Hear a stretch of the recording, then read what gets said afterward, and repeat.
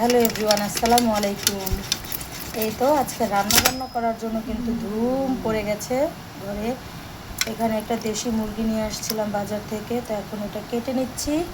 এটা হাফসার বাবা দেশি মুরগি অনেক পছন্দ করে, সেজন্য আর কি আনা। আর আমাদের জন্য গরুর মাংস নিয়ে আসছি, ওনাকে দেশি মুরগি রান্না করে দেবো। আর যে মুরগি খাবে না তার জন্য গরুর মাংস।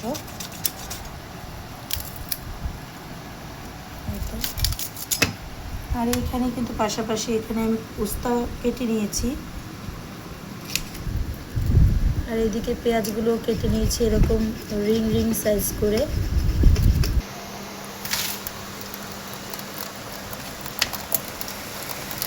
বাহিরে কিন্তু ঝুম বৃষ্টি হচ্ছে, এই ওয়েদারটা অনেক ভালো লাগে। আমার ঘরের জানালায় টপ টপ করে বৃষ্টির পানি আসছে, আল্লাহর রহমত দিছে, পানি পড়তেছে। লাগাই দিই জানালাটা। ঘর দুয়ারের অবস্থা কিন্তু খারাপ, একটু গুছানো নাই।